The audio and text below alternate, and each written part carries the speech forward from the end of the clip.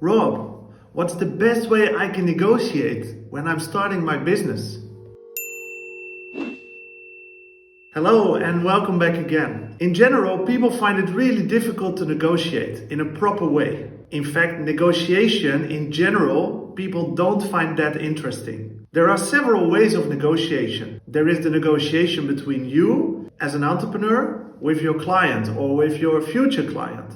But we should not forget the negotiation between you as an entrepreneur and your suppliers or your staff or other parties that you need to do your business. It can be an accountant, it can be a graphic designer or whatever. So actually we negotiate in two different ways, on the front and in the back. The front is with your clients, the back is with your suppliers, your staff or other people, stakeholders that got to do with your business. Some golden rules for having a negotiation is always that you negotiate with style. No matter what disagreement there is or no matter whatever gap there is between you asking us for a price and your potential client giving you a price that they're willing to pay. What mostly happens when we negotiate is that we lose our respect for the other party. But that has everything to do with emotion. If you want to have the best result of your negotiation, you should always negotiate with style. And this with style means respect for the other party and respect where the other party comes from and what his or her position is in the negotiation. Because it's a small world and we will always come together on another moment in life. So also to cover your own future and your connection with a certain person, you always should negotiate with style and respect. A really important rule in negotiation, if you want to take out the success that you need, if we are negotiating in the front,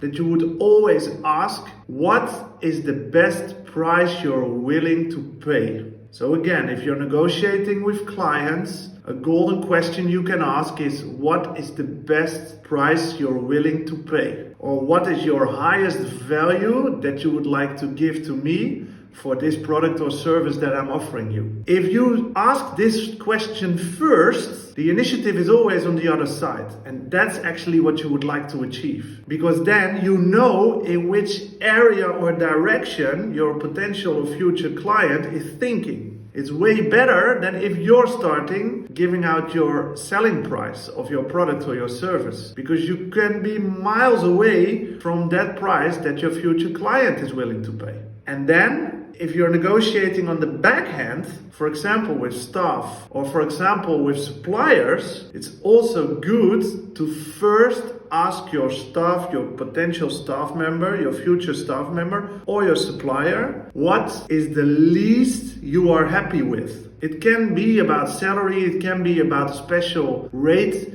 that someone is going to give you because of graphic design of a website or your accountant or the supplier of certain parts of the product that you are going to sell. Or maybe even the wholesaler or the fabric where you're buying thousands of articles to resell them to your clients. What is the best price you are happy with? That can be a really good question for these wholesalers, for these suppliers, for the fabric, but also for a future employee.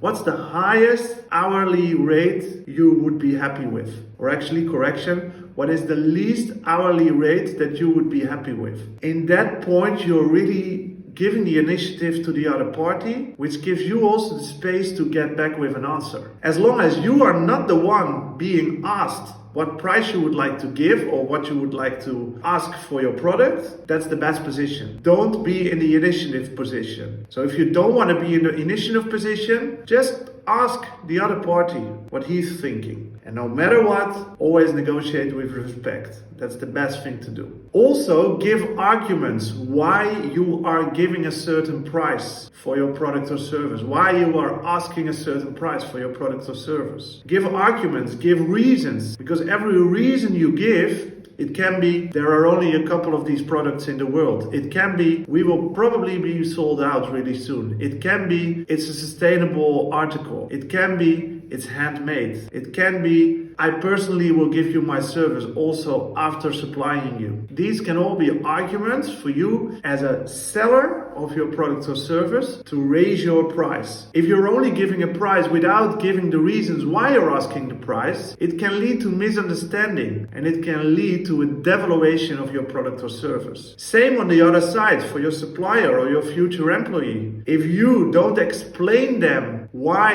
you are willing to pay a certain amount of money for them, let's say for the supplier, an argument or a reason can be, I need to take my benefit percentage for my overhead cost, for my staff, to sell it out for a reasonable price in the market. It makes your position also way more understandable for the other party. So don't forget to give reasons why you have a certain position in terms of your price. This is it what I wanted to share with you in terms of negotiation. Good luck and just keep on practicing. Don't walk away from it because it's so important. We usually forget that negotiation at the back end also can lead to a lot of more success and income. We are used to negotiate on the front with the clients, but we can also negotiate on our cost, and that's something we really forget. So negotiate on two sides, on the front and in the back, and make sure you receive the highest benefit. Thanks for now.